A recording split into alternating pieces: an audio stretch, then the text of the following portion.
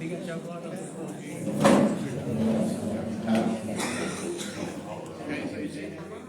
You said you can't see him, but I got you in the picture.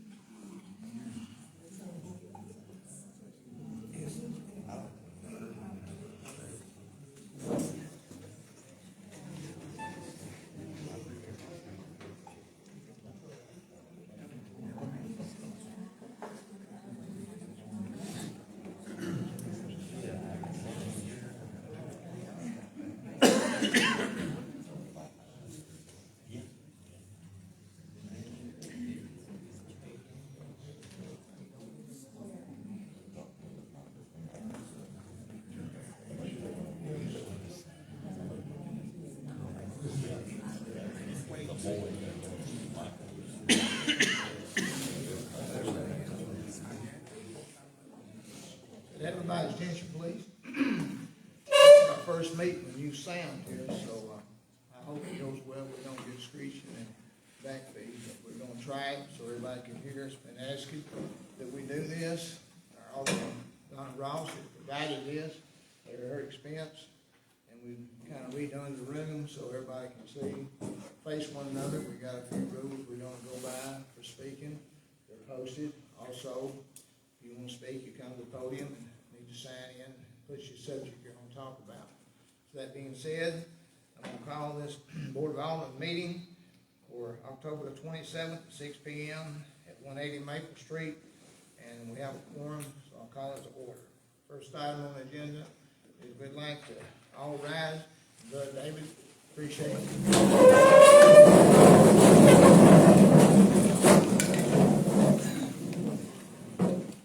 Let's pray. Dear Lord, we come to you tonight. We first of all just want to say thank you for life, and thank you for the way that you have involved yourself in our life. You're the source of our life. And Lord, we thank you for the wisdom that comes from above to give guidance and help to govern the affairs of men. And we trust you, O Lord. We ask you today to bless this board, our new mayor. We pray, God, that you would guide them into what's best for our wonderful community. We thank you up to this point for how you've blessed us, and we know that every good and perfect gift comes from above. And today, we humbly ask that you'd continue to lead and guide us. Your hand be upon us. We ask this blessing. We thank you for it. In Jesus' name, amen. Amen.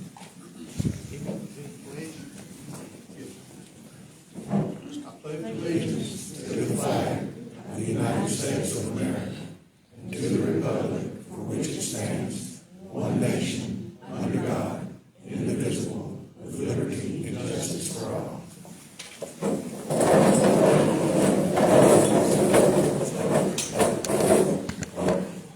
First item on the agenda is call for roll. Chip Clark. Here. Roger Lofton. Here. Tim Rhodes. Here. Donna Ross. Here. Jimmy White. Here. Dave Williams. Here. Sandra Wood. Here. All right, the second item, the fourth item on the thing is approval of the minutes of the meetings of September the 22nd, 2025, and October 6th, 2025. You've had it looked over and approved, you take a motion to approve, and a second. Make a motion. A motion, Mr. White,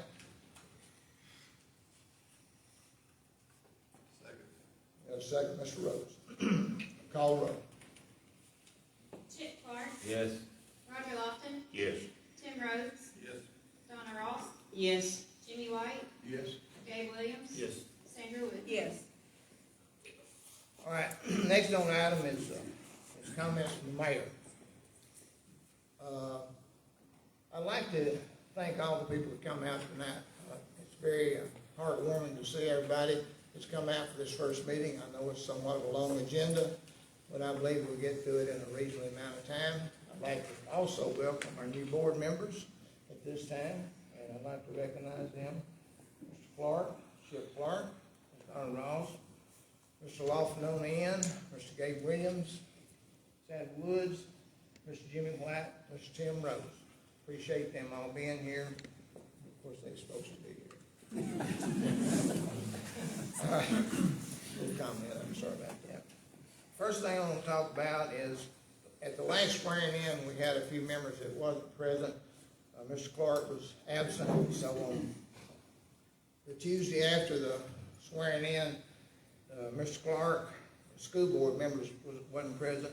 It was Jim Terry, Ann Anderson, and I think Carl Cooley were the three that was out. So they come to City Hall, we swore them in, so they officially have their duty, and they were sworn in properly. The next thing is, we're going to talk, this is my thoughts, so we'll all understand this and they can dwell on it for the next meeting, and they're only my thoughts. I would like to change the meetings to where we have 2 meetings a month, where we have utilities 1 week, and we have city business the second week. Now that, we'll have to work out that. We got now to the first year, because I'd like to accomplish this for the first year. I'd also like to have an alderman representing the departments, so they'd have a voice on this table, and it would be just them speaking. We'd like to do that. And that was what we used to do, and I'd like to kind of go back to that road. But there again, I'm going to ask the board to approve that, but that'll be done in the November meeting. But I want to make you ahead of time so everybody understands what we're doing and what we're trying to do. I'm going to try to keep everybody informed ahead so that we don't bring any surprises to it, so we all know what we're trying to do, and they all have time to talk among themselves to understand what they'd like to accomplish. Main thing we worked on a lot this week is potholes. So that seems to be a very interesting thing that we constantly work on. We make some of them ourselves by cutting utility cuts, but the state helps us by not patching some. So that's probably been the biggest item that I've had since I come on the board. And I'm sorry, but that's just the way it is. Well, not off the bat.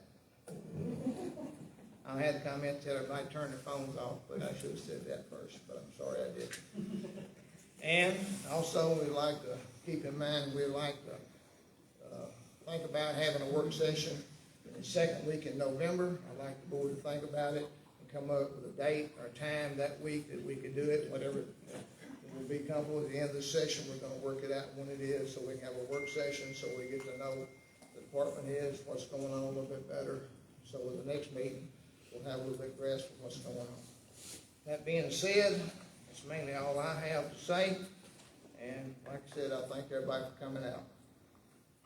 Next is public comments. We have the podium open. We have a sign-in sheet if you signed in. Okay, you get 2 of those. All right, so if you'd like to speak at this time, you can come forward.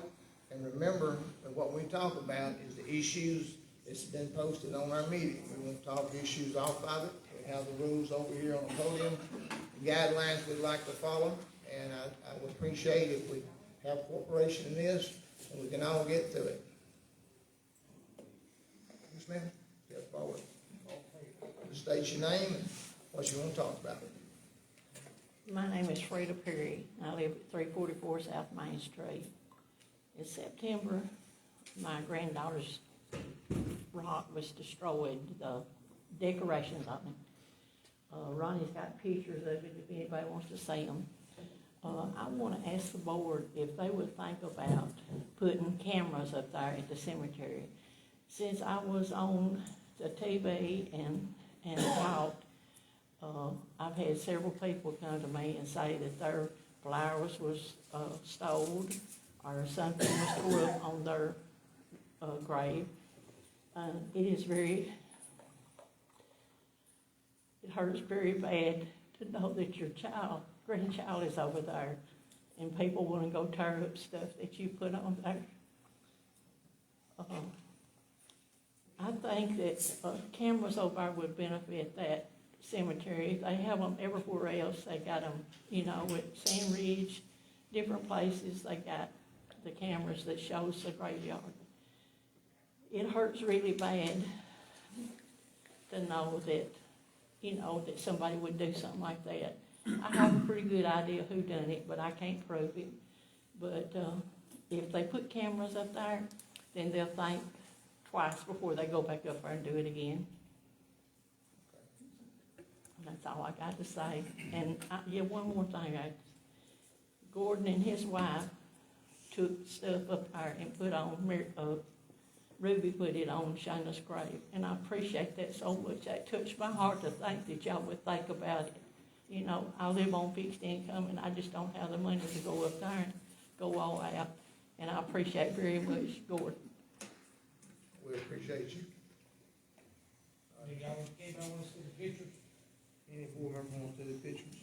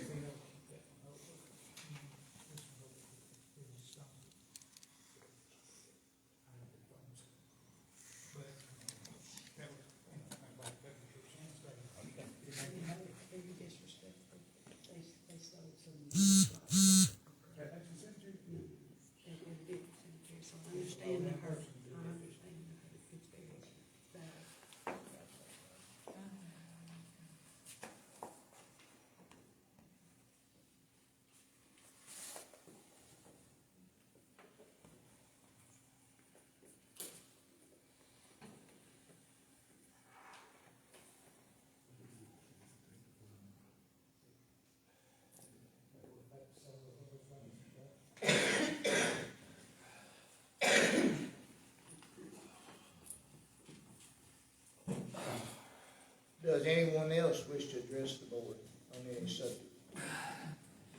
I just wanted to address it with Frida, about the cemetery. Of course, I think it would help, because Sand Ridge has got it out there at the side on the playgrounds and the cemetery. I think, out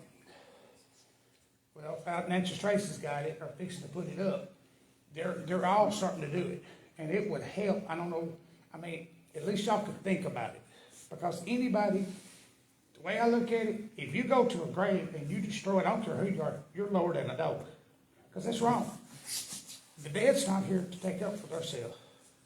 So, and when we spend money, y'all spend money on flowers, you go back, they go. Somebody stole them or tore them up. Well, with the cameras, that would show who's doing what up there. And it ain't the mowers, because they ain't been mowing, because it's been cold weather. So, whoever did that, they did it deliberately out of meanness. And that's wrong. You don't go do that to somebody's grave. But I just wish y'all would consider it, talk it over, and figure out a way to put cameras up there and start taking care of that, because that is a beautiful cemetery. All the cemeteries are taken care of. Harris Cemetery is gorgeous. I don't know, Jimmy, if they got the cameras out there yet, but Philip was telling me they're fixing to put them out there. They got them at Sand Ridge. So we need to see about getting them up there to take care of the cemetery. That's, one good thing about it. And I appreciate y'all, and I just hope y'all would discuss it and try to come up with a solution to help out. So I do thank y'all. Thank you. Anybody else wish to address the board? If not, we're on item 7, which is unfinished business. At this time, I'd like Mr. Burleson to come forward. He has a comment he'd like to make. Go ahead. Mayor, as you know, I've been hired by the city to represent the city in litigation by Visions Construction Company against the city of Lexington, and I would like to have an attorney-client meeting with the board and assure the public what will be discussed in there. I'll be making a report to the board, answering any questions they have, and there'll be no deliberations. And then anything that is acted upon or deliberated on will be out here in public. And I don't anticipate that tonight. All right, so we're gonna go into executive session, so we'll be off for just a few minutes and be back.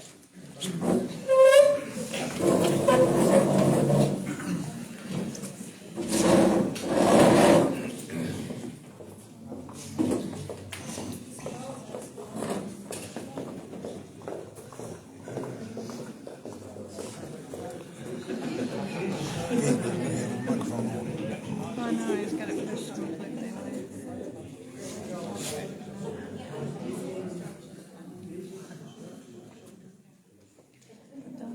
Donut's phone, all I have to do is speak it and talk on setting.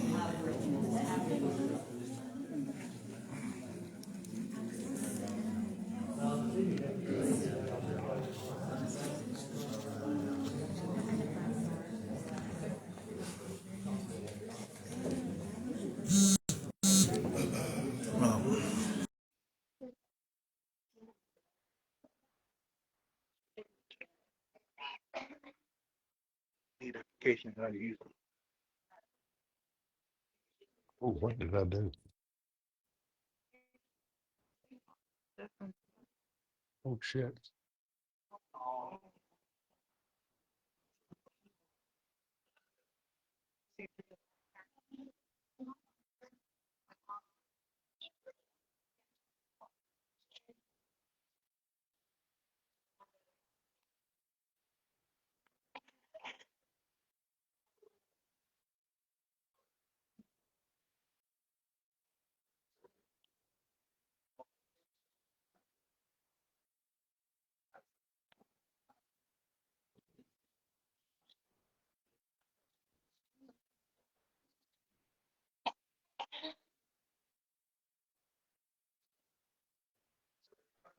To give you guys a heads up right quick, the board right now is in executive session, which they're talking with an attorney regarding litigation against the city.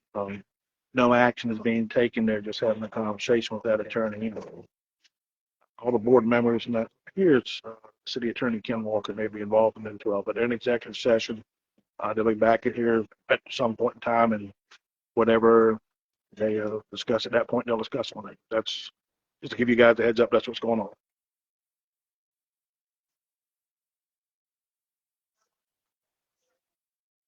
We need this first meeting to be decided.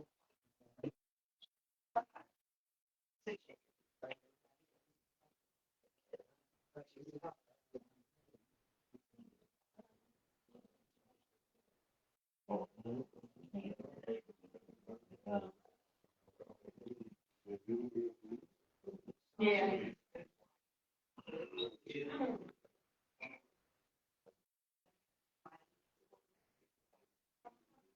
Hear better. Yeah, I can hear better. I think one of the things is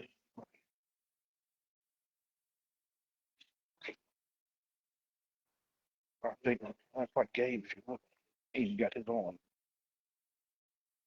Gabe's got to push to the side, ain't they turned it on yet? I'll put it on. Yeah. I'm like, I don't know.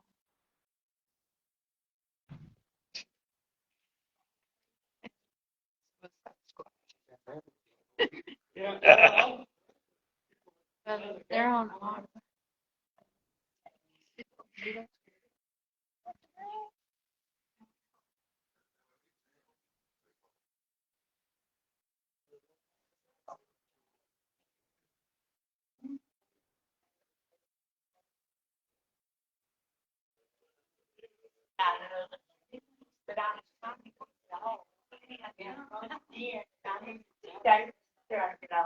How far out goes?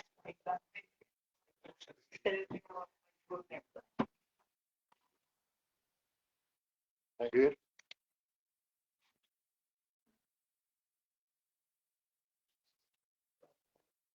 That's 1 4.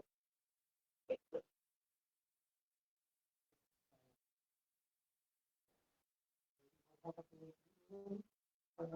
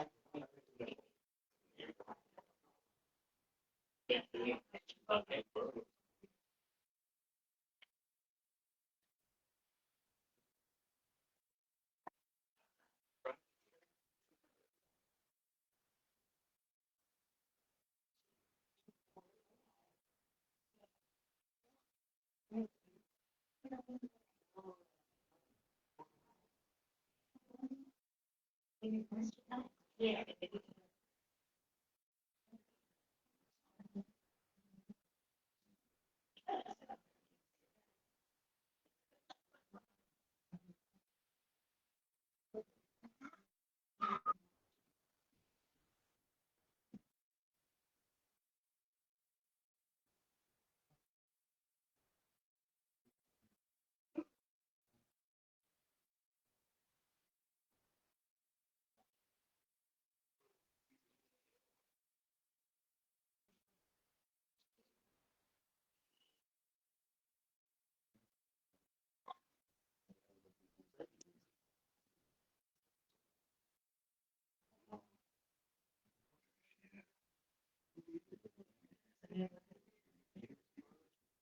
Right there.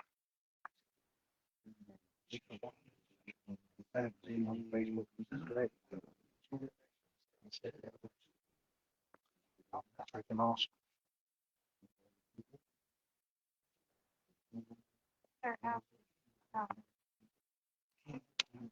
Oh, question about it today.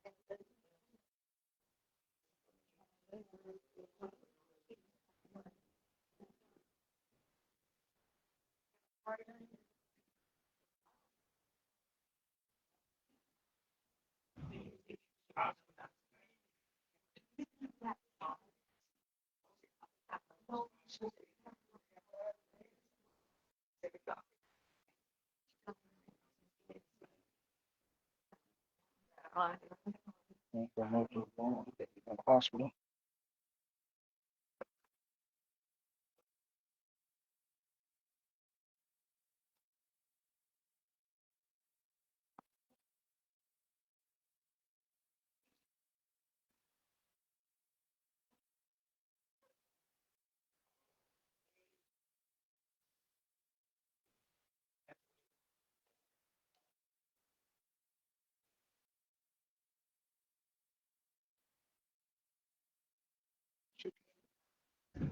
Hey.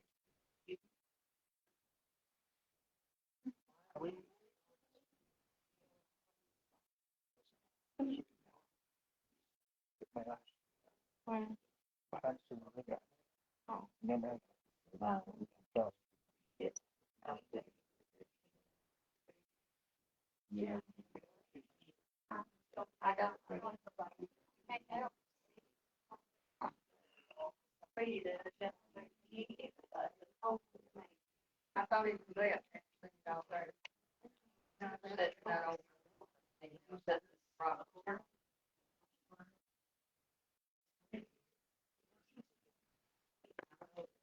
I had that up for you.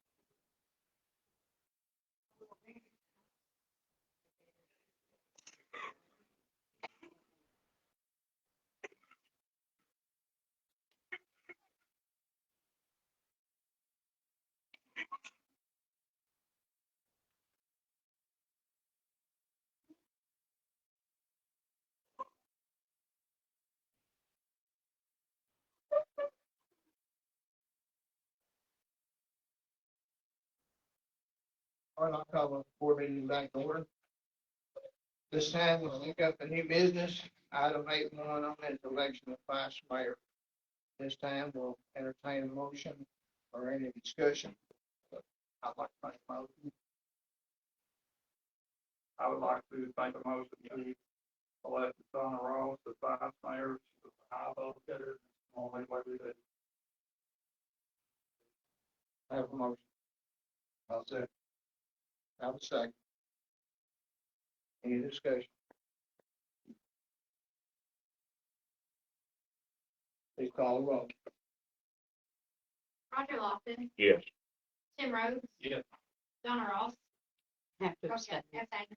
Jimmy White, Dave Williams, Yes. Sandra Wood, Yes. Chip Clark. Yes. Okay, and next, we have the approval of the city judge appointment. This time, Ms. Showers is sitting judge, and we can appoint a new one, or we can reconfirm her. I'll make that motion. Second that motion. Have a motion, what y'all want to reaffirm? Yes. Make a motion, reaffirm. Ms. Showers is city judge, have a second, no. Please call the roll. Tim Rhodes, Yes. Donna Ross, Yes. Jimmy White, Yes. Dave Williams, Yes. Sandra Wood, Yes. Chip Clark, Yes. Roger Lawson. Yes.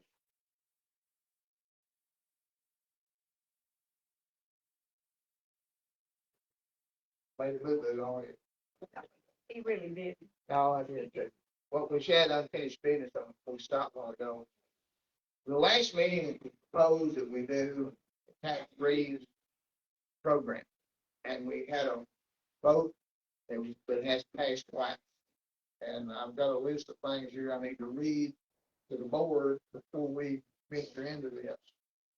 We contacted, they actually have a class on this, and one of the ladies that worked in office that went to the class.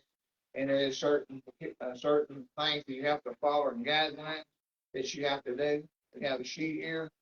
And the main thing is that the tax freeze has to be noted on, but it also, the amount has to be confirmed by the comptroller.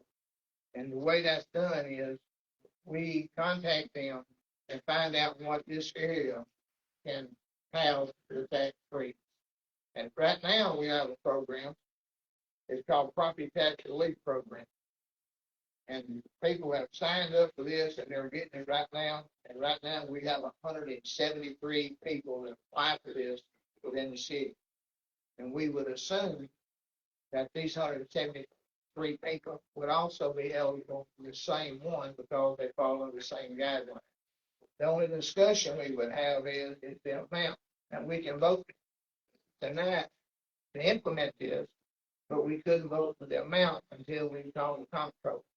I wasn't aware of this till last Friday. I left 2 phone calls up there. They've yet to return my call. And we talked to them, but it still didn't have a phone call. So I don't know the exact amount it's gonna be. And I would like to ask this board, after the table is until the November election, we have an exact amount that you vote on. And we give everybody a copy of the rules. I think it'd be wise and pertinent for us to do that.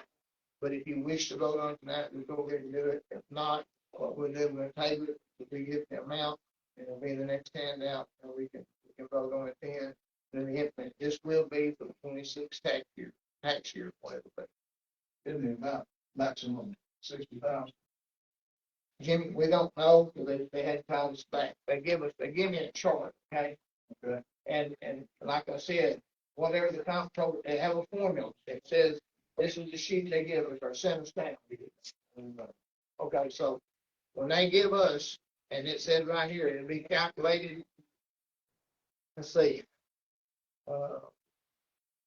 Give me just a second.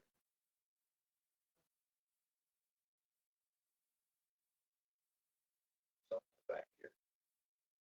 In other words, the state comptroller will calculate the income limit for each county annually using a formula outlined in state law. And that's what they say we'll have to follow. And by the way, the city and the county can differentiate.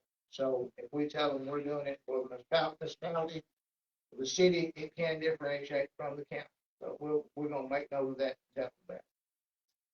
Make a motion to table it to November. Second. We'll have a second. Any discussion? All right.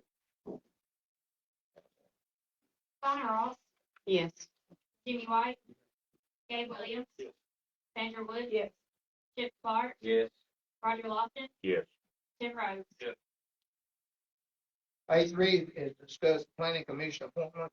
Right now, Alderman Ellis was on the planning commission. He's no longer on the board. So it requires a board member to be on the planning commission. I would ask if anybody who wants to volunteer to be on the planning commission. If not, what we'll do is for the next meeting, I will appoint somebody after discussing with them. I just want to pick somebody that they might not want to do it, or somebody's willing to do it. So if anybody wants to volunteer, we'll take it tonight. If not, I'll have somebody pick for the next meeting. If there's no table, we'll table that and move on to the next item. The next one is, also is to discuss and approve the zoning board appeals is expired by Andy Anderson. Andy's contacted me and says he no longer wishes to be on the appeals board. There again, I just found out yesterday, so it was short notice. I'd like to table this, and I will come up with somebody, or if y'all have any suggestions, somebody would like to do it, y'all to do it about 4 times a year. If we can make motions to table these two things, or I'm gonna do both at the same time. I'm gonna tell you to do both at the same time. And in that way, I'd like to table it also. So I'd like to table both motions, both appointments, and what I'll do, we'll have the next board. What about the housing authority? We don't vote for that. We don't vote. All I'm gonna do is table it too. But all, second, okay, got a motion and a second. Please call the roll. Jimmy White. Yes. Gabe Williams. Yes. Sandra Williams. Chip Clark. yes. Roger Lofton. Yes. Tim Rhodes. Yes. Donna Ross. Yes. All right, 8.5, discuss and approve the appointment for the housing authority expiring of Steve Hampton. Steve, I've asked Steve, he said he'd like to be reappointed to that. And the mayor's, the way I understand it, the mayor has authority to do that. And don't necessarily have to have a vote, but I'd honor the having a vote and to approve him to be reappointed to the housing authority. So I have a motion. I'll make a motion. Motion and a second. Please call the roll. Gabe Williams. Yes. Sandra Wood. Yes. Chip Clark. Yes. Roger Lofton. Yes. Tim Rhodes. Yes. Donna Ross. Yes. Jimmy White. Yes. All right, the next one is to be the street closure at Christmas Square. Would you like to come forward with that? And formally with that. Thank you. Okay. I also wanted to thank everybody for a fantastic fall festival and everything at the city and all the different departments that did to help make that go off so well. We won't know how many people we had until another week or so, but we had a very large crowd. I'm requesting for our Christmas road closures.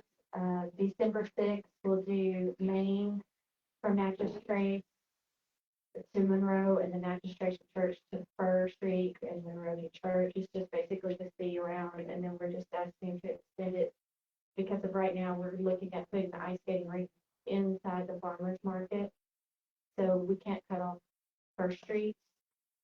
So we'll just make some kind of crossing for that, but that'll be the weekend that we partner with Project Graduation to do their Christmas that they always do with us.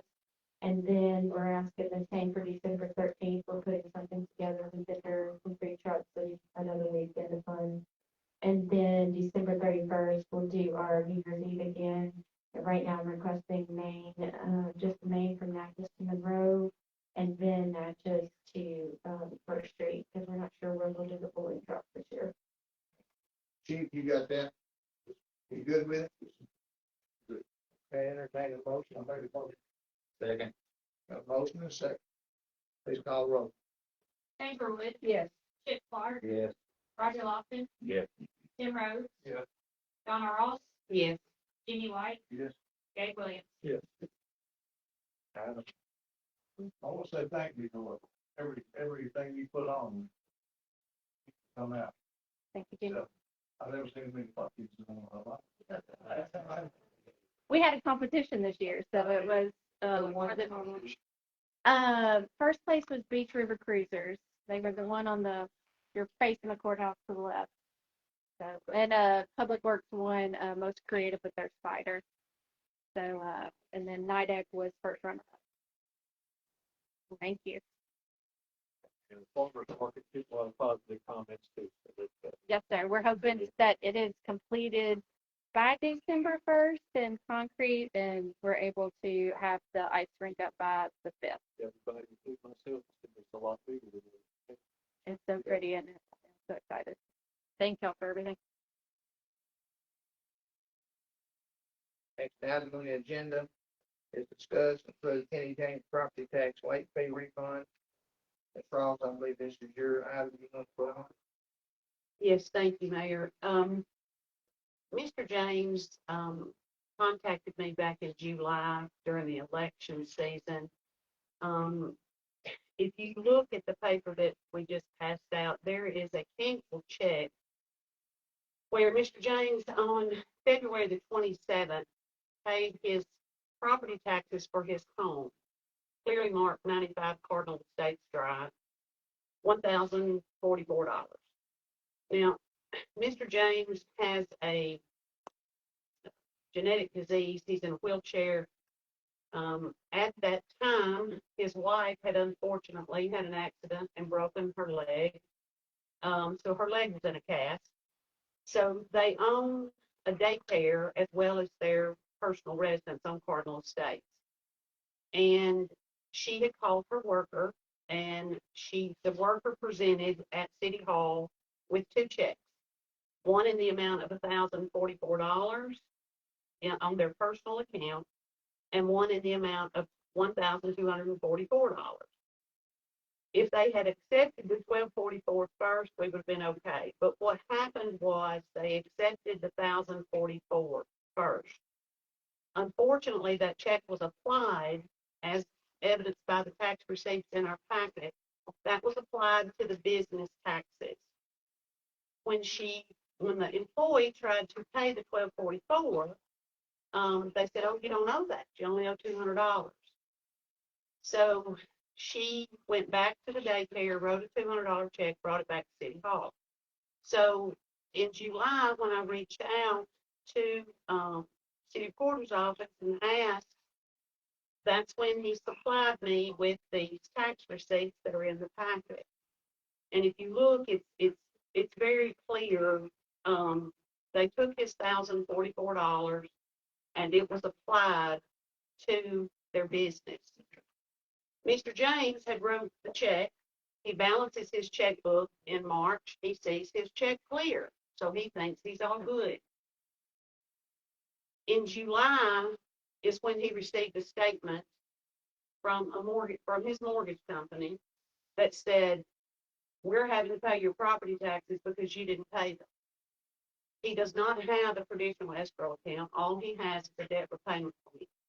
So he immediately, that's what prompted his call to me in July. And so I reached out to City Hall, and here we go.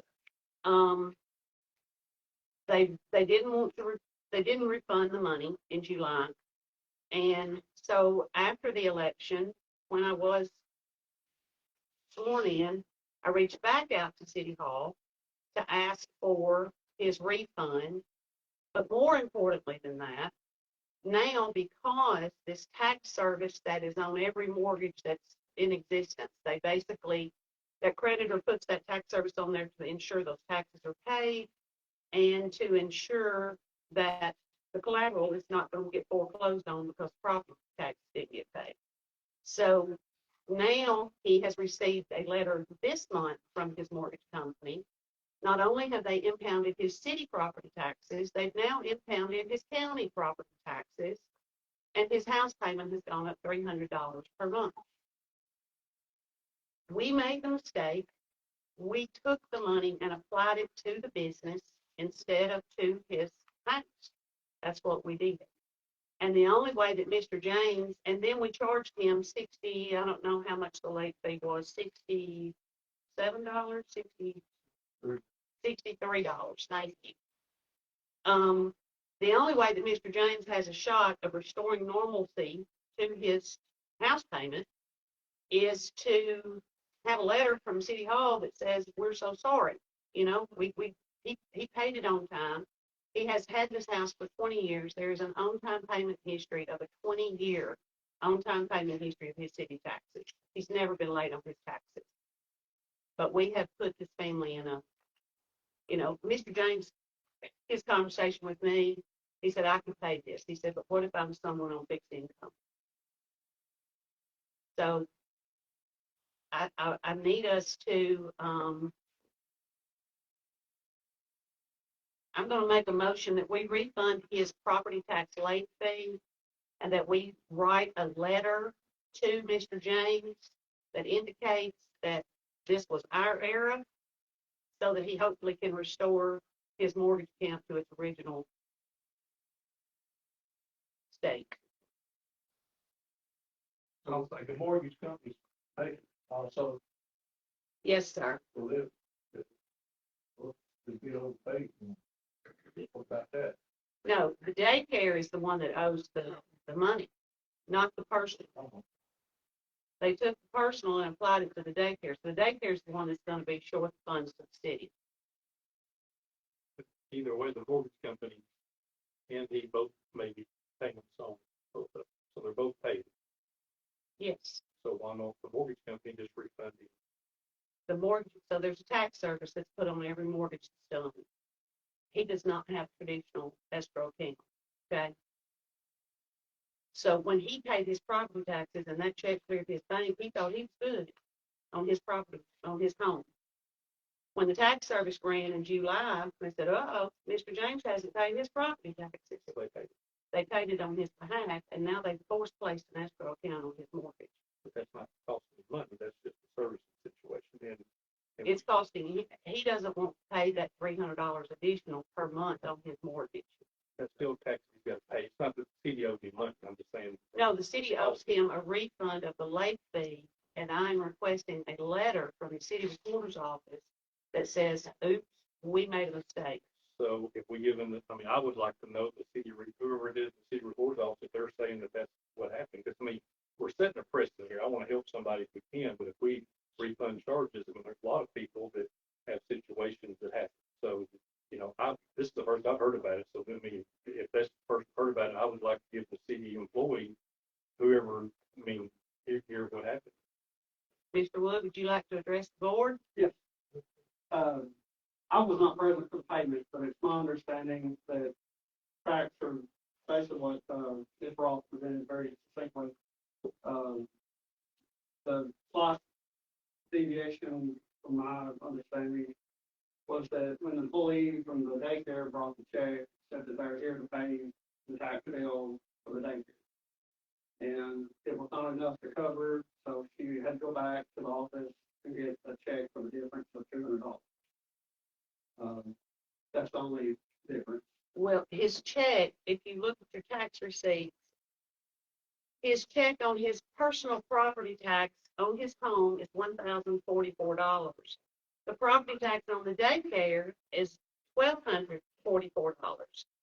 So that's what I'm saying. Had the employee taken the $1,244 check first, then that would have zeroed itself out. But because they took his $1,044 personal property tax for his home and applied it to his business, when she presented the $1,244 check, they said, oh, you don't owe this much. You only owe the difference, which was $200. They misapplied his property taxes on his home to his business. That's what happened. He still owes them $1,244 and everything. He did not. Mr. James, this is his personal property tax, and it clearly says on this check, 95 Cardinal Estates Drive. I understand. So he's His saying, wife manages their business. Mr. James manages his household. so when one check doesn't clear for the right amount, we all have, you know, people have multiple taxes that they pay and they know what they're due. They certainly do. So if it cleared for $244, if you only had one check for $1,044 and one check for $244 cleared, you're thinking, why didn't the other $1,000 come through? And I mean, I'm just saying, I understand what you're saying, but it's not like this is totally the city's fault. It's totally the city's fault, Gabe. If you had a business, if you had your home and you were running your home property taxes and your wife had a business and she ran the finances of her business, you didn't do that. You ran your home. You wrote your check to pay your property taxes on your house. And you sent that to the city. And they took your check and they applied it to your wife's business. But your check cleared your bank in March when you balanced your checkbook. A logical assumption would be, just like I have for the last 20 years, my personal property taxes are paid. Right? Yeah. Okay. So he has no idea about her checking account in her business. He doesn't deal in her business. Make the motion to give the $63. I still got a question, Cody. In your investigation, do you feel like cities that fall in overcharging? I do not, but if the board votes that way, I'll refund money and we'll drop it. As it's been explained, why do you not think that? We also receive checks for a lot of people who have multiple properties, and they either say, well, I want to pay everything that I owe, or I want to pay my properties, and we don't know what people own. And during the tax season, I mean, there's a lot of payments that come with it. And can I ask, would they have given them a receipt to show which property the money got applied to? Yes. And they take that back to the records would show which. I tried to explain that to Mr. James on the phone, that the receipt showed how the payments applied. I was not able to finish before he hung up on me, but But the memo does state 95 Cardinal State. and if you look on both of them, the mail address is 95 Cardinal States for both of them. Mr. Wood, at one time I owned multiple properties in this community. They were all built with the same address. Properties have maps and parcels, and those maps and parcels are attached to their tax bills. And those should be reconciled when the money is received at City Hall. They initially have the two checks to pay on both that day, or do they go back to getting it? Now, the worker had to go back to the daycare. So they didn't have They a personal received problem. checks at one time. That's not how it relates to me. I didn't pay either receipt, those checks. We're just saying, I mean, the big thing is that with our citizens, these are tax, everybody has the same set of rules with taxes. I mean, so, you know, if we've got a he said, she said situation, I mean, to me, we've got to be consistent with how we treat everybody. Everybody here knows they have taxes. So, you know, if you have them, it's our accountability to take care of that. Now, I do hate how this sounds like there was a mistake. I don't deny that. But, you know, at most, the late fee was charged. However, I still would argue, though, that, again, having multiple taxes, we all have to know if something did, just because we got misinformation doesn't relieve our obligation to pay those taxes. Mr. James paid his taxes as he has for the past 20 years on Not on both. I understand what you're saying. his wife takes care of her business, he takes care of his household. I don't think Yes. anybody really I think it was just an error that somebody did, it wasn't intentional. Okay, and he's upset because he's got a escrow set up on him, right? That he wouldn't He has a pay. forced place escrow. I think that's a little bit different than sending $63 back just because we overpaid, you know? The big thing agree with it. Absolutely. And he not only needs his late fund back, he needs an explanation on City Hall stationery that explains how this payment was misapplied. Otherwise, he will be forced to have this forced place escrow until this mortgage is paid in full. They don't just take this lightly. They're not going to say he has made multiple phone calls to this company. He has sent this check to this company. He has sent emails. He has sent written certified letters, all without relief. The only way he is going to have any relief and get this problem resolved, which we created as a city, is to refund his money and have a letter on city stationery that explains that this money was applied to the wrong property. God, I don't know if my mind's working, or it doesn't sound like it is, it's on, but I don't know. So my question is, I'm not saying I'm for or against, I'm just asking you, why didn't Kenny reach out to the city hall or anybody, and he reached out to you? He did in July, and he got no relief, and that's why he called me. So Mr. James did reach out before? He reached out, July 16th. That's all. So the letter that's you're asking for is just that it's applied to the wrong account, not that it was error on the part of the city or the blame on the part of the city? Well, I mean, I would state that the letter needs to state that Looks like it could be. I don't see how you could say that this being applied to a business was not a mistake. I honestly don't. Okay. And the letter needs to say that he's on this on for 20 years, his taxes have always been paid on time, and that he presented payment for his property taxes on his home February the 27th, 2025. City Hall accepted it. It was not applied to the proper deed, map, and parcel number, and therefore, when the tax service checked, his taxes showed not paid. I got a question. Everybody agree that the $63 needs to be paid back? Because if it is, how much does the letter cost us to write? Thank you. To help the citizen. Start credit. Yes, there's the problem. I just like to start. If you said, if the taxes are applied to the proper map and parcel, there's not an issue. But to me, it's the owner to make sure that it is. He paid it, checked it, and it cleared his bank. I'll call City Hall when I pay my taxes every year. I just say check clears the bank, and I know they got my money.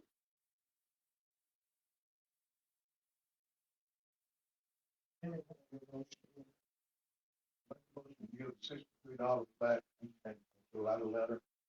Because if you don't, you gotta pay $300 extra a month. That's still right. Exactly. You know, that goes towards his taxes, that's not extra money. That just goes towards his taxes. You pay his taxes. Well, don't need anything. Pay was $300 monthly, what this for that, what's this? But it's gonna be, he's on his annual tax. I mean, he's gotta pay it early, different than we had, but it's not costing me $300. Well, that stuff seems to be cheap. Why don't we give him $63 back? And try to go along with somebody that wants to try to critique everything. If you got a second, you second that, Chip, I would second. call for a vote. Call for the vote. Please call the vote. Chip Clark, Yes. Roger Lofton, No. Tim Rhodes. Yes. Donna Ross, Yes. Jimmy White, Yeah. Gabe Williams. No. Sandra Williams. Yes. All right, next item on the thing is discuss the, lady that health, I know that's your, I don't know, so. It is. You know, the city, I guess it was several years ago, we started putting speed bumps down on our streets, and the intent of that was for the safety of our community. In October of 2023, in that meeting, Alderman Tim Rhodes made a motion that would require a petition to be signed by 67% of the street population, those impacted, after meeting the traffic study criteria and all the other information that's included in our traffic calming measures, which, by the way, is written. We have that policy. That passed on a 6-1 board vote. I have met with Public Works Director Casey Kyle, and to his knowledge, we've not had one speed bump put down in this city since that was passed. And so I commend Alderman Rhodes on that motion. But the city has never addressed a remedy for those residents that have them on the streets that don't want them. And so prior to Mr. Rhodes' motion, you could have one family or 3 families come before the board, and speed bumps were put down, and entire neighborhoods were impacted by that. And so, to uphold my promise to serve as the voice of the people and to ensure fairness to our people, I move that we amend our current traffic control measure policy to establish a systematic process for the installation and the removal of these speed bumps. Specifically, a petition for removal shall require the same 67% street population approval as the installation, with those signed petitions presented to this mayor and board of aldermen. That petition for removal, we don't need to have that be presented until these speed bumps have been down on the street for at least 6 months. And then once removed, neighborhoods cannot solicit the board for reinstallation of those traffic control measures for a period of 3 years from the date of removal. That's my motion. Second that. Any discussion? Do we not have an ordinance in place that states how the, The only thing that we have is how they're put down, not how they're taken up. can I ask Casey, is that, or, is that in line with what our ordinance and policy is currently? Currently, for taking them up, it would be at my discretion if I done, say, a traffic study or something or another like that, and I had some residents that, wanted it up. I mean, we'd have to have a justification for taking them up. I'm not just gonna go out there and scoop them up. So unless the board, So we would give that subdivision a chance, and I'm sorry, I'm trying to listen, Donna, so we would give everybody that lives in that subdivision a chance to say, yes, I want them, or no, I don't want them. That's correct. Then they- So now the policy states 67% must petition the board with signatures to get them put down. But we did nothing to address neighborhoods where 3 or 4 families presented to this board and impacted entire subdivisions. And so this motion gives the people a voice that if they don't want them on their streets, they can have them taken up with a 67% petition of that community. And who would Casey, that petition will complete it, or who would be responsible for making sure every homeowner had the right to say yes or no? Well, by general population, you can tell how many people live on the street. So it's real easy for me to pull up property down on Weaver Street, see how many houses there are on Weaver Street. Not to say that I'm trying to take speed bumps off on Weaver Street, but whatever street it is, ABC Street, we can easily pull that up on property data and see how many people live on these impacted streets. I think what he's asking is, who would know that the 67% of people want them up? That's what it is. And I think that's all on the public works, right? That would be signed with a signed petition presented to the mayor and board of aldermen. Okay, that's what he's asking. From the public works department. From the residents, and then we return that to the public works director.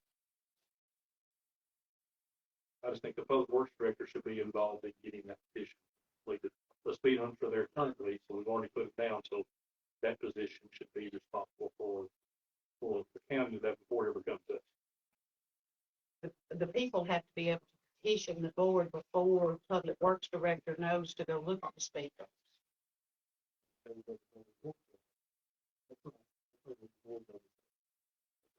Job of the public works department. Wasn't the board's overstep to vote to put them on the ground? If that gives the public works department that authority. I've got a second part to this. Maybe I need to move on to that. We'll come back to this.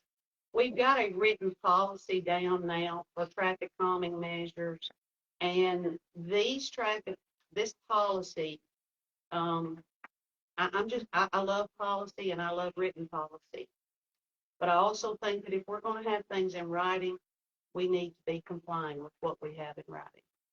And so I have had much conversation over the summer with many people that the bumps our policy says they're not supposed to be on emergency streets, emergency routes, designated emergency routes. And they're none of the policy that we have says how long they're supposed to be, how tall they're supposed to be. There's 3 different types specified. You can put one type, it's supposed to be done a certain way. None of them are the same. Has anyone else had any complaints from residents on this size and shape of these speed bumps? I did have about 50 mix while I walking the streets. And I think some of our emergency personnel, I have had some of them come to me and say it affects their time because they don't know which ones they can go over at 30 and which ones they can slow down to 5. So I think they need to be uniform. I've had several mention it, and talking with Casey, he tells me there's a variance there, and that all of them would fall within that variance. What they don't, that they can't all be exact, but there's a minimum and maximum, and you got to be somewhere in there. But it says And 3 or 4 that's what inches. by the state. When the state give us those, There was some teed up. yeah, I think and it has to be within there, so. Our Doesn't have to be the same. written policy says how far they're supposed to be, how far apart they're supposed to be placed, all of that. And so, the emergency route stuff, I just think that we are not being fiscally responsible if we put stuff in writing and we are not abiding by it.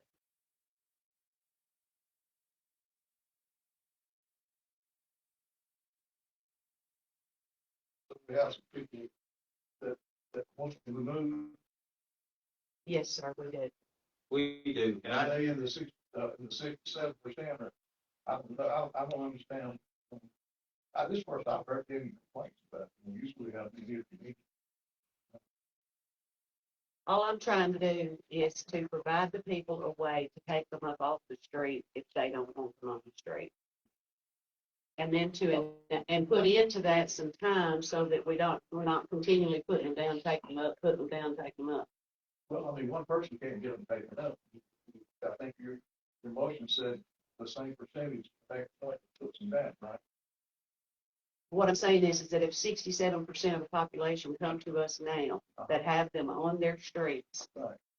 they should be able to have them removed Right. if they want them removed. Right. Because that policy, the speed bumps were put down prior to that policy being put in place.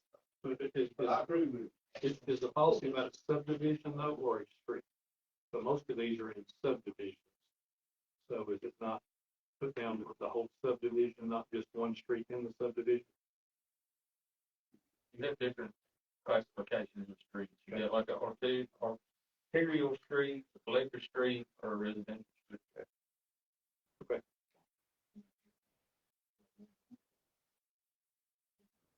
And we have them on emergency routes in the city, and we specifically say here that they are not appropriate for primary emergency vehicle routes or streets that provide access to a hospital or emergency medical services. Is this a two-part motion or single part? Well, the first part of my motion would be that we allow, to be the voice of the people, that we allow if 67% of a neighborhood population want those street speed bumps removed from their streets, that they can petition the board through 67% of their signatures after a speed bump has been down for 6 months. And after it's took up, it can't be reapplied to be put back down on the street for a minimum of 3 years. I'll make a motion on that. Have a motion, Public housing. Tim's already made a motion, we don't have a second. So can I clarify? All right, so it says here, okay, a formal request from city resident in writing to the public works director for a study. That's the procedure on how you install it. So we'll be doing the same procedure we have for installing or uninstalling. Right. So you follow with the, Yeah. Are you saying follow the board? Cody, do you want to address that? We talked about this when we were talking about the traffic control measures. The traffic control measure policy was never updated after Mr. Rhodes made his motion in October of 2023. So the procedure for having them put down is a petition of 67%, but our policy was not updated, although we had a motion that was approved by the board. Correct.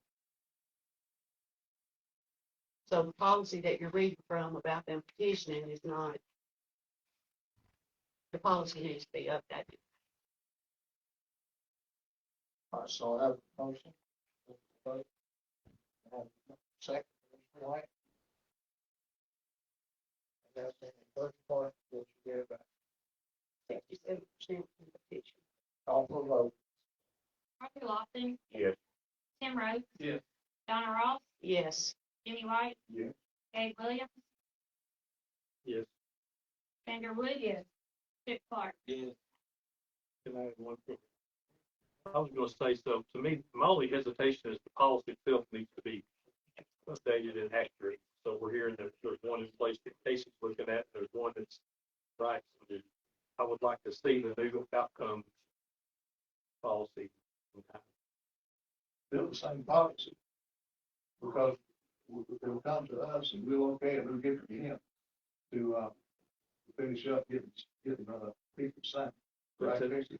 But today they go to Casey to get them put in, they petition that, No, they petition for what we're talking about, right? There was a motion made in October of 2023, but after Tim's motion passed, traffic control measure policy that we have written was not updated to reflect the board's approval of Tim's motion for the process of putting them on the street.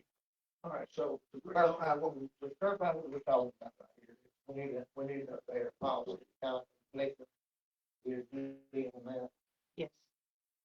and what we need to do. She's got two parts. She's got two parts. Yeah, but we're voting on the first part right now, right? Go ahead and be clear the first part. If you want to take a vote, you can send it there. And what we're saying is, we have a flipping story on how we put these things down. So we got to, and right now, these discretion of works. What she's saying is it's got to come to the board. I think that's good. She put it out. So we need to take that policy and we can rewrite it to bring it back to the board, the way I see it. Please. So the procedure was updated, the written process of an application that Mr. Rhodes brought before the board that he got leave from the city of Jackson or Madison County. So the application process is still in-house at City Hall, at Public Works, it's not at City Hall. So the petitioner, we've always asked them to come to our office, we give them the instructions on how to fill it out. It not only does that street, but intersecting streets as well. You have to get all the property owners, maybe not who's living there, if it's renters and everything, but the process is a pretty good process. Since October 23, we've probably had 4 people come pick up applications, Sunset, Oak Street, Bailey Street, and one more, and not one single person has turned it back in to be able to get the 67% to have new speed humps put down. So that process is working. I would think from our office, we would recommend the same process. If someone wants to get them taken up, come get this application, fill it out, turn it into Casey, let him and our office go through to make sure we have 67% before we bring it back to the board and let you know that they have it ready and installed. Prior to that, if somebody here ever come on. so that's all, I'm trying to communicate. Good idea, but just let Casey's department be the first contact point, not have everybody come here. I agree with that. That was the clarification. All very policy, as written, is good. All right. Well, the second part of it is that currently our traffic control measures are addressing emergency routes. And I just think that it would be prudent of the city, and of course, this would be up to Chief Middleton and Mr. Kyle, but I believe that we should have our fire department and our EMS to review our emergency routes throughout the city, and that we need to look at where these speed bumps are, and if they are undesignated emergency routes, then we need to address that. Do you think 60, 90 days, Chief Middleton, that could be something that we could accomplish in a 3-month period of time, 2-month period of time, maybe in January? Yes, ma'am. Thank you. That's it. Yeah. All I'm right. glad.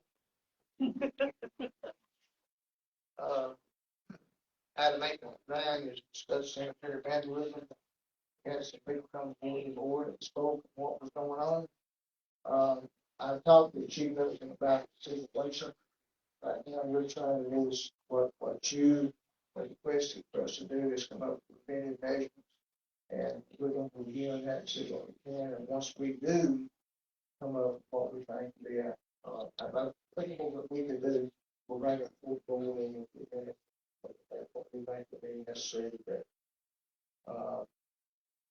The next one, discuss employee list by department.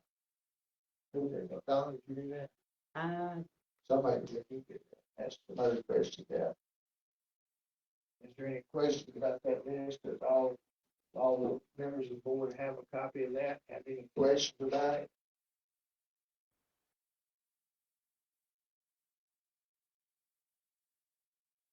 The only thing that I would like for us to have in our work session, it would be like job description, so if something says that it's a tech two, you know, or that's just an example, what's a tech two do? I think Gus can give us that. He did, he gave it to us, right? Yes, he did, absolutely. Some of these items I think we need for the work session. We're really, sure we got necessary reasons to discuss, not necessarily voting, but discuss these items, what it is. The next one is discuss vehicle equipment discount form. Does each one of y'all have that? I could read too magnifying, but. I didn't read it. I can't. Well, It's extremely small. we're gonna try to, I'm sorry, but, we're gonna try to put that, we'll have it out for the work session. So we'll have that, and also y'all should have got organizational chart about all of y'all received that. Okay, we'll have that also for the work session. Questions on that? Bob, move on to discuss the hiring freeze and the hiring process. We'll talk about that.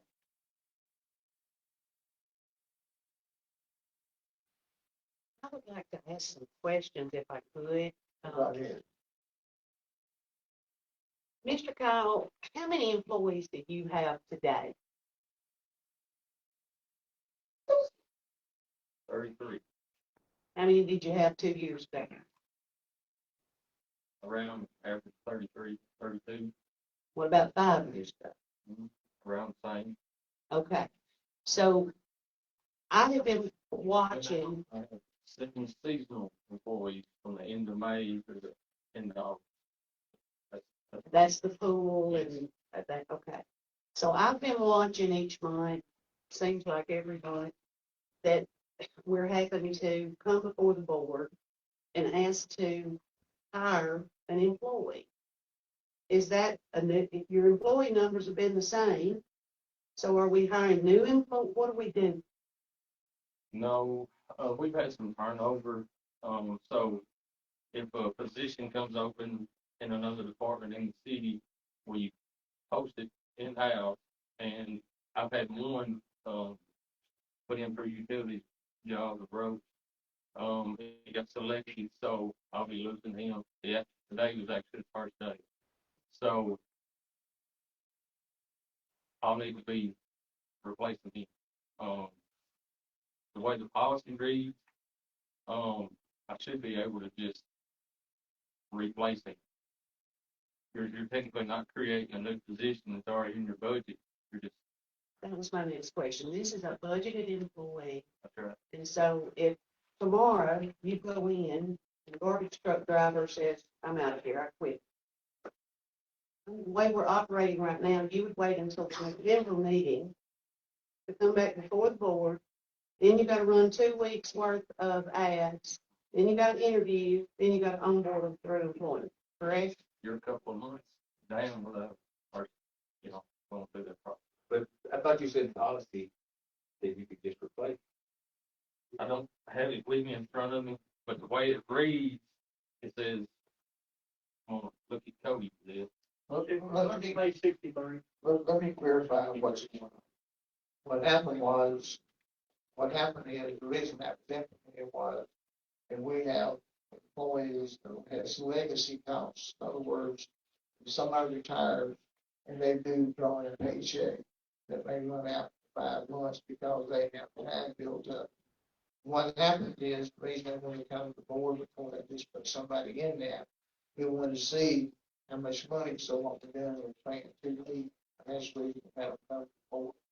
Now, the individual, I think, for the mix-up here on the policy is, if somebody comes to the board and they don't have that legacy cost, then they go ahead and put them on there. And that's why they said they're not really hired.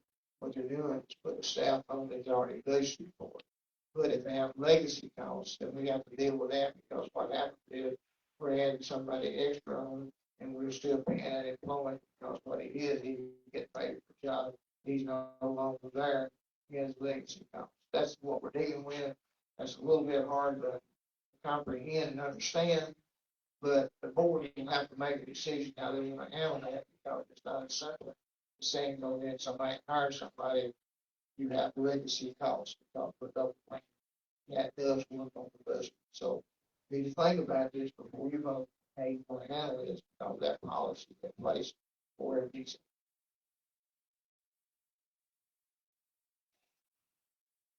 What do you have with years, legacy?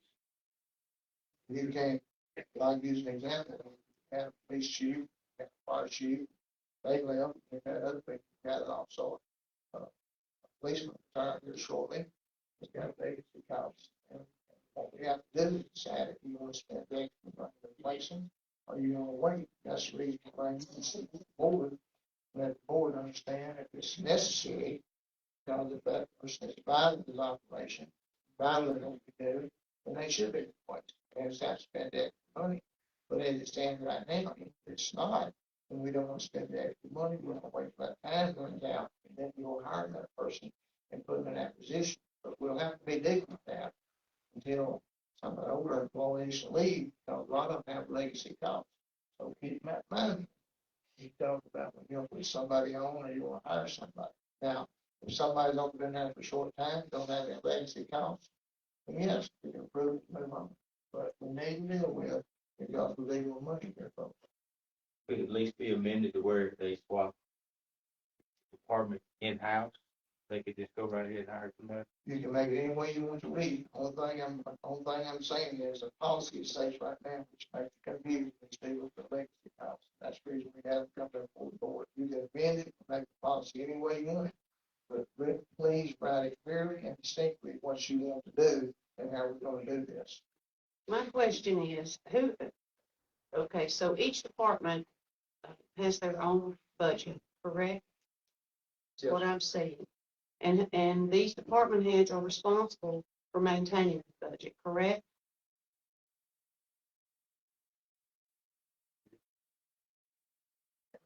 Every department maintains their budget. That was also be advised that, Mr. Cody had a talk about what we're talking about right here, based on budget. When you start a new year, you budget a certain amount of money. What you do, you budget a certain amount of money, you tell them, to buy this, you have this money to pay for this. But at that point, now you physically do not have the money. What happens is on some stuff, we run 3 months behind making money. What we're doing is, to be physically responsible, we have to wait a few weeks, or maybe wait a month or two, but we actually have that ability to do it. And when you do a budget for the employees, and they're working, what happens is, yes, you set that amount, and there it is. But you can write the policy where if they move to another department, you go ahead and replace them. But if they retire or they leave, you got to deal with legacy costs. So it's not to get confusing, it's not to get complicated, it's simple. All we want to do is be sure that we add up at the end of the year, if we budget for $1 million, we spend $1 million. We don't spend $1,200,000, because we didn't do it. Stuff. That's all I'm asking is look at it and ask before we do it. Now, we can see what they are in the budget. We can look at what the budget is. We know how much they spend. We can see how much they got to go in a year. But if you've been 3 months into this, you spent 40% of your budget, we're in trouble. We got to stop something, slow something down. So that's what we're looking at, that we want to prevent and not come up and short what we're trying to do. And the reason I'm making everybody aware of this is because I want to be sure that all the employees understand, all the department heads understand this, and the board understands this. And we want to work with everybody, and everybody do the right thing, but at the same time, we want to be sure we watch our operating expense and maintain it, and we keep it in line, and we don't spend money we don't have. We do not want to do that. We want to keep it in check. That's why we have to come before the board. I don't think it's a bad policy, but all they need to do is come in and say, I've got somebody left, put them on, let us know. Now, we don't have to wait 3 months and post the job, do all that. Because if it comes to Cody and he sees that, we can make a decision. I notify the board. But it's a legacy cost. It's going to have to come to the board. Why not, you know, like, Casey, every time we, somebody leaves, we hire somebody. There's nobody behind him move up. I mean, we never lose anybody up, it don't look like, we always hire somebody to replace somebody. Well, like this, employee's position, he moved over, so that's what I would do. I post in the house, so if somebody wanted, they could move up. Yeah. And then, but then, that leaves you another open, somebody moves up, then that leaves you another open I spot. may not have to, somebody might be take that one and take somebody, you might can move, let one guy move up, and then everybody else move up, and you might be saving some money while being somewhere, I mean, that's what I'm saying. That's exactly what we're working on. It's still, if I was that, if somebody leaves, place. Well, what is the complicated part of this is when somebody leaves, then you're short that one person. Then it takes a process of probably a month and a half to get somebody in that job if you go through the process we have. And the question is, can we shorten that process by some means or back a policy change, is what we're looking at. And all this, you can say that you have no legacy costs, you can fill that position because it's already been budgeted, you have the money. And that'd be it. And when somebody comes before this board, that should be the question we ask them. Do you have the money in the budget? Is it legacy costs or not? If it is, he does good. But what he's saying is, because of the length of time he's doing that employee. Now, how do we address the shortfall at that time? How do we do that? Well, I'm saying, promote within. So, I mean, you got employees, if they see that happening, if they know they can move up. But you said you did it on the last one, right? Sorry. You did promote, move somebody over. So a month ago when I asked, I had one quit. Right. And then this job posting come up and I lost another employee that's walking part. But what you're saying, you were posted, and if somebody puts in for it, they'll get it. Or, they're gonna be interviewed for it. Yeah, internally. I definitely think we need to change it to if it's a department moves, they can fill the spot. That's my opinion. Now, I understand the legacy costs they need to put in, but if somebody moves, like when Casey loses somebody to the road, then he ought to be able to hire somebody, because we're not having to pay legacy costs. What are you trying to say that policy does not? I know what I'm saying, I think we need to do something like that. So what we're gonna do is we're gonna make a motion to amend the policy. They can do that. Yeah, I'll make a motion. If we change the policy to where if it's a department moves, they can fill the spot. That's a second. The Shiner says, well, currently, they can do that anyway, right? But the policy says they don't have to. Or when we change the policy, that's one. What he's trying to say is, right now, the way the policy is set right now, they do have to. The policy says they Change it a little bit and fill that up. That's what he gets. Department. Right. Sanders said. Set on all bosses or saying on if it's Department to department. department to department. That way we know we're not gonna let. Internal, internal. We're not talking about somebody fresh from outside. We're talking about.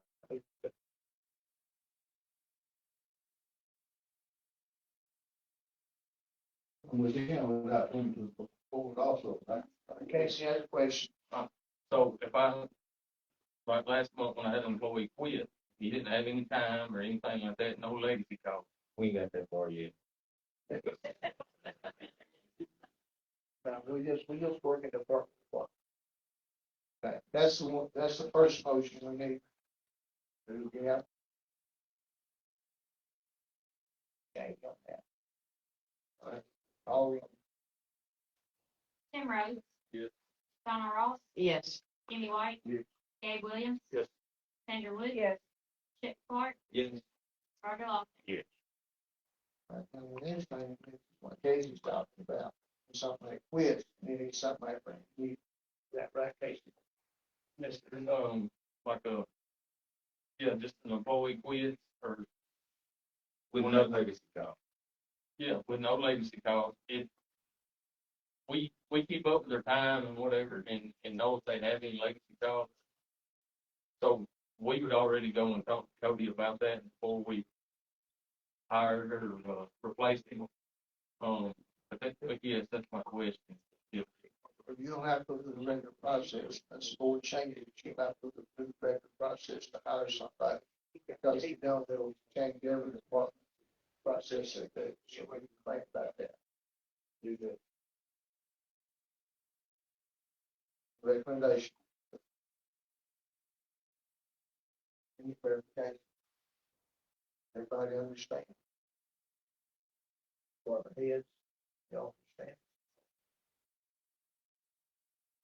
Okay. All right. Next item is item 814, discuss charter. I don't know this.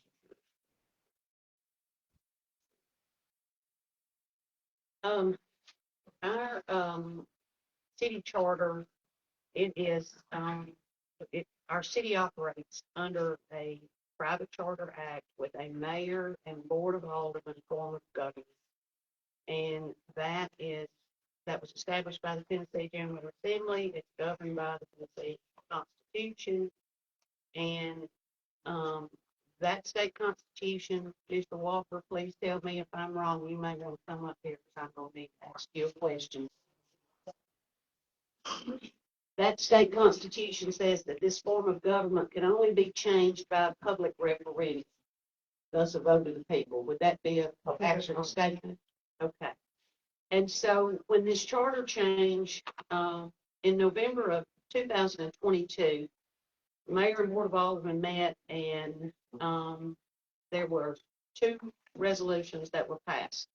One was Resolution 202213 that said the board was allowing the mayor to cast a tie-breaking vote, and the other was Resolution 202212, which said that department heads could reside within Henderson County. Okay, but when the charter came back, there were numerous changes made. All of our department head verbiage was removed. The mayor serving as the CEO of our city was removed. His ability to prepare his budgets and sign the contracts on behalf of the city, all of that was removed. But none of that was voted on by the supermajority of this board. It's got to be. And so, because I remember, I wasn't here in person, but I watched these meetings online. And I remember then Alderman Wildridge pushing MTAS to say who put these changes in here, And MTAS said finally that the mayor had done that. And so what is that? There's a Latin term. What is that? It ultra something. What did we say that was? Ultra various act outside your authority. It's beyond the power of his authority. And so in order for us to restore, and then there was some other verbiage that was added, like under our city recorder section. So in order for us to restore the form of government that, I know we have to send this back to the state legislature. Is that accurate? I think so. And we can't correct this with a motion, No. even though it was done without a supermajority vote. No.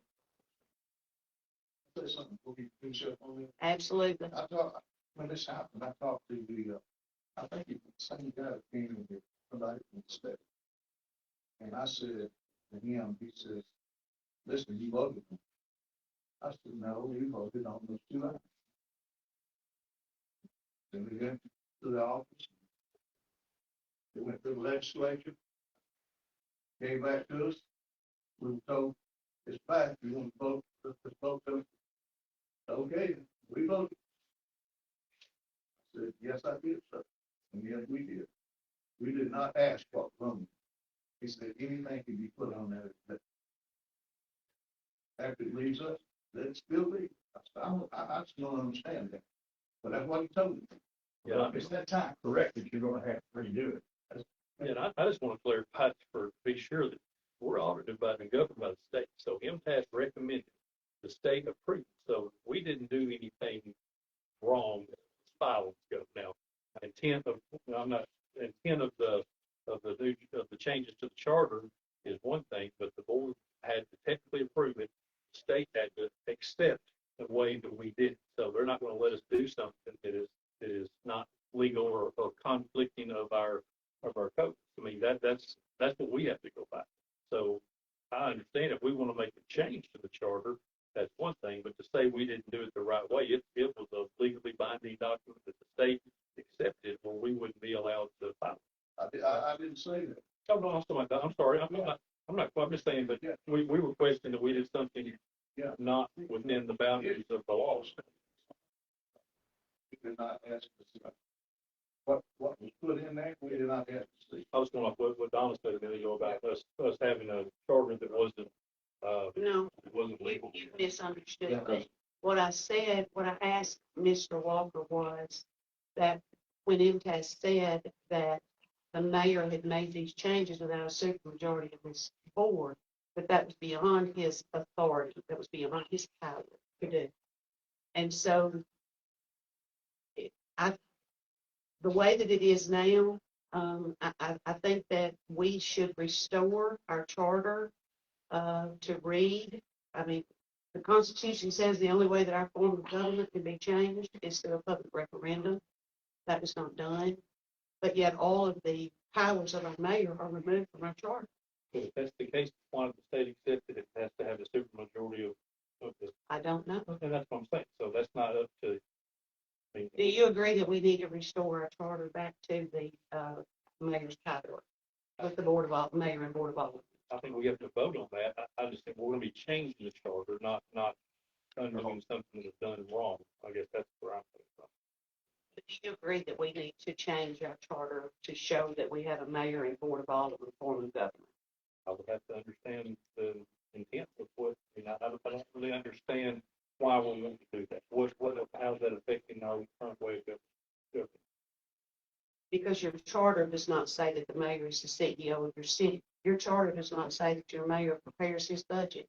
Your charter does not say that we have department heads. Unfortunately, ironically, the only department head that was not removed from this charter was Lexington Electric System. But we have an ordinance that gives authority. So ask any of our department heads.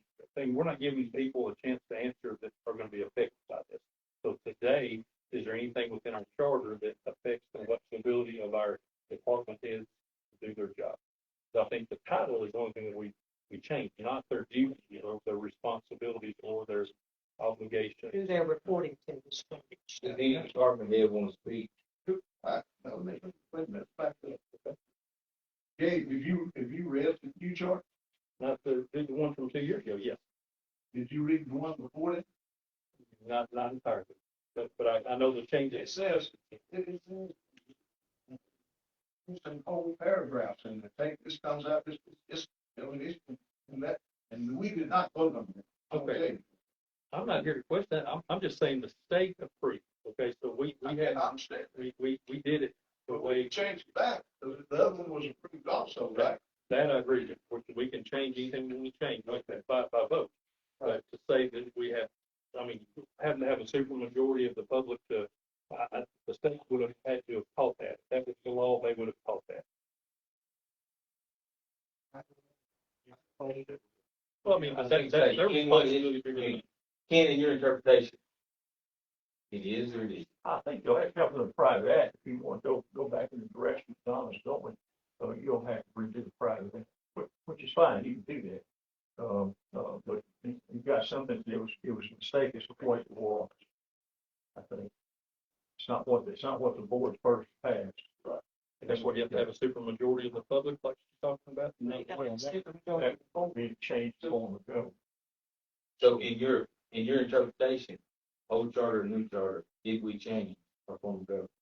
Well, you can. I know, but I'm saying if you read what they say. I haven't read that, but I talked to a few people about it, but I haven't read that. But I don't mind taking a look at it and seeing where we need to go.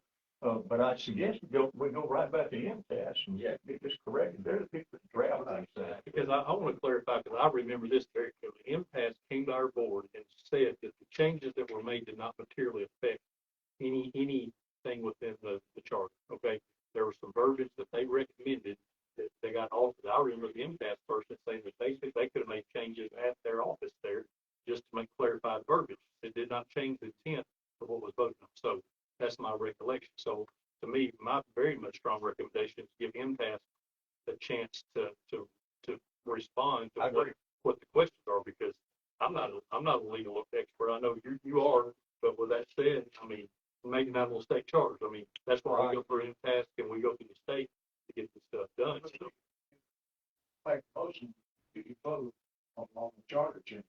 yes. Yes. So I'm gonna make a motion that we do the charters the way it was before it was changed, and then add in there that the mayor can break the tie vote, and that you don't have to live in the county as a man that you work here. Because I put it back like it's supposed to be. And can I make an amendment to that the new charter has officer verbiage that was not in the prior one, stating that all departments would be administered by an officer appointed by and subject to the direction of the mayor of the board. Just go back to I think that needs to be. go back to the old charter and amend it to those two things, and nothing will be changed. I agree. Okay. I'll second that motion. Just to clarify, the department head is gonna have to live in the city. We're gonna live in the county. Yeah. Okay. Yeah. If we're gonna change other things in that charter other than those two things, we need to have it all ready. Yeah. We don't just need to send a piece here and then have to wait another year to send a piece because Well, what are we going to change besides that? says that there's a lot of things in there that we need to change. No, we just need to add back in. Put it back in. I'll bring you the old version. What does that do to the operating form of the, who is that going to affect? What duties, what responsibilities? It affects who parts of the city, what it The affects. department, I wasn't here, I mean, it voted in, but I sure would like to read it and this one before I vote. Sure, I want to too. Yeah, I'm gonna read both of them. Yeah. Okay. How about that? This is your old charter right here. How about this? Can we request a copy, Cody, you might could help for our board to see the old, what they're talking about? Because I really don't know. I've got The old verbiage and the new verbiage that we're talking about. the old charter is back. So the disconnect. What we'd like to do is, I believe people have to approve it, if we took this as a work session. We took both copies, and everybody can go through it simultaneously, and if we want, we should ask MTS to come and sit with us so we can, with them, and be sure we get the verbiage right, so we know what we're doing, and they can explain to us why, or if they change something, it's better or worse.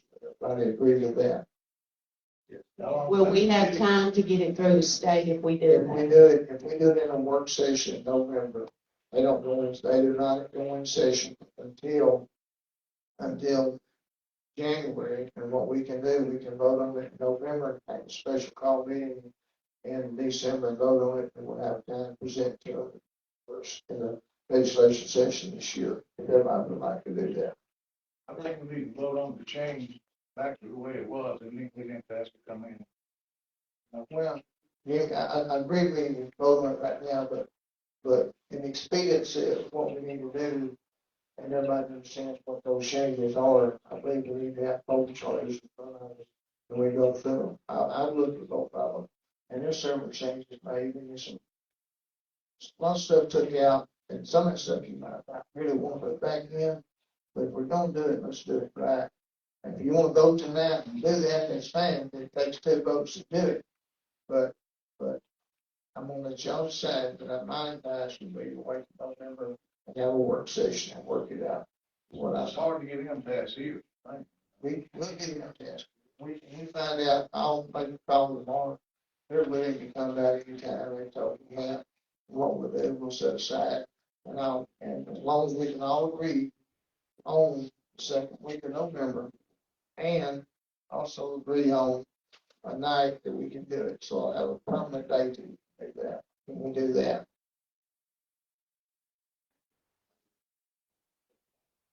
You have to present his motion, you have to present it for us to otherwise, well, we have a second on Jimmy's motion. Yes. Oh, yeah. John? Don did, okay. But after the same. I have a amendment. Don has a amendment.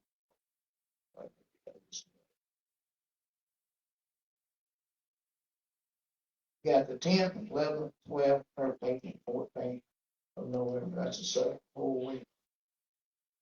And I think 11th is Veterans Day, well, we closed on Veterans Day, 11th, okay, so we can't do it the 11th, because the 11th is Veterans Day. So we'll have to go back and we'll have, and it probably means we could do it, everybody do it on the 13th. November. Everybody do the 13th of November. You do the 13th of November. Yeah. Me too. Me too. Everybody good, 13th of November, that'll be the work session. 6 o'clock right here. I am straight. If you like, then you do it at 5:30, but yeah, 5:30 or 6, which one? 6 o'clock. Oh, we got it, 6 o'clock. We'll have a work session, November 13th, 6 o'clock, we're here at straight. We'll have them task here. Now, do y'all want to rescind? I'll rescind. I'll rescind. Okay, so he rescinds. That's what we're there. All right, I got that cleared up. Next thing is report on debt obligation of the electric system 2025 damage bond. Who's going to do that?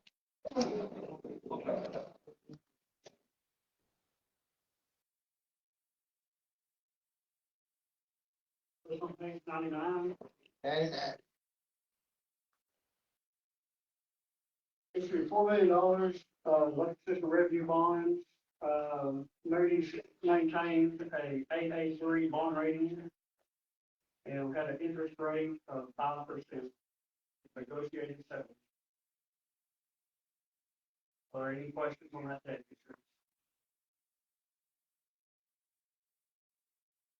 insurance?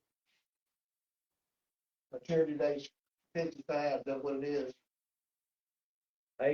Yes, that's correct. Okay.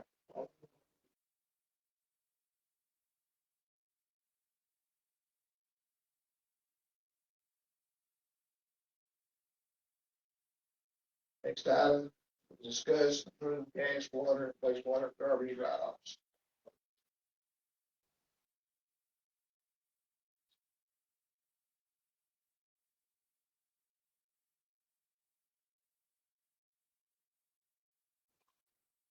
Total write-offs is $6,396.10. Have a motion to approve. I'll say. Sanders second. Makes a motion, Jimmy second. All right, call the roll. Yes. Jimmy White, Yes. Dave Williams. Yes. Dana Wood. Yes. Chip Clark, Yes. Roger Lawson, Yes. Tim Roberts. Yes. Who's going to discuss DBA John Thompson?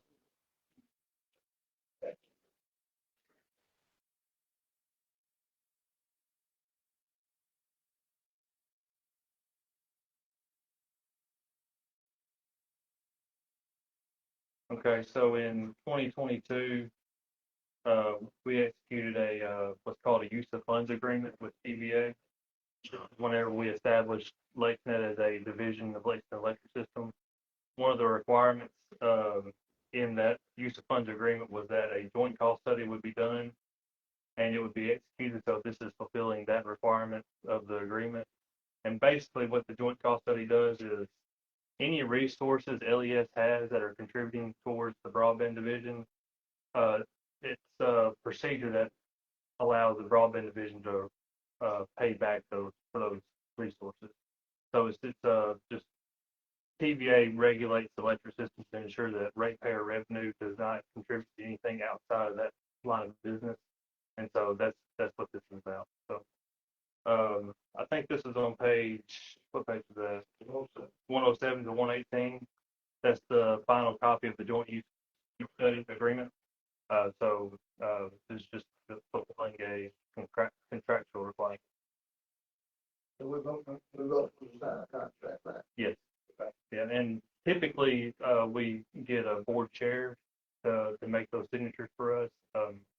In the past, we've done that with the mayor, so I don't if that's changed, but I will need board chair signature, so I guess that would be the mayor's position. Call the roll. Kenny White. Yeah. Gay Williams. Sandra Woods. Yes. Chip Clark. Yes. Roger Lofton. Yes. Tim Rhodes. Yes. Donna Ross. Yes. Next time we broadband employee.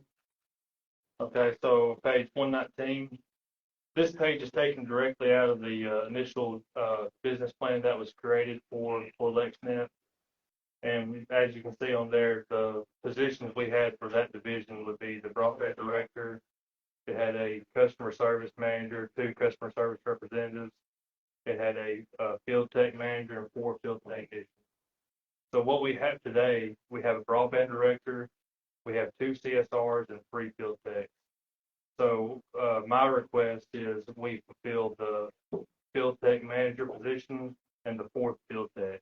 I'm not really concerned about the CSR manager. I don't think I can justify that right now. There's some talk about we may try to take in tech support in-house and do that with our own bodies. I've been told by Brent, our broadband director, that tech support requires a lot of time on the phone. It eats up a lot of one-on-one time with the customer. So we can't really do that with just 2 CSRs, given the amount of work they're doing right now. But it's not really giving us any issues right now. Where Irby's doing tech support for us. They've been doing a pretty good job with it. It hadn't been anything concerning about it, so I'm not really worried about that right now. Where we're thin on as far as work to be done is on the outside plant side, field tech side. So I'm asking to fill those jobs. There's one service order that Irby is doing for us that I'd like to get rid of, and with if we're able to fill one of these positions, this will be a pretty big deal. So anytime a new drop is requested, there's some mapping, blueprinting, stuff like that has to be done. We're paying $150 per drop for that. Well, we've been installing anywhere from 200 to 400 drops a month. So that's $30,000 more per month just for that. So we can do that in-house if we have the body, is what I'm getting at. So kind of one of those rare cases where we can actually save a little money by having somebody in-house doing it than relying on somebody like Irving to do it for us. So. All right, Mike, everybody have a motion? Make a motion. Second. Motion and second. Please call the roll. Gay Williams. Yes. Sandra Woods. Yes. Chip Clark. Yes. Roger Lofton. Yes. Tim Rhodes. Yes. Donna Ross. Yes. Kenny White. Yes. Last item is WS quarterly write-offs. And this is on page 120. Our quarterly write-offs are $9,005.86. Quarter. Oh, feel free. Second. Second, second.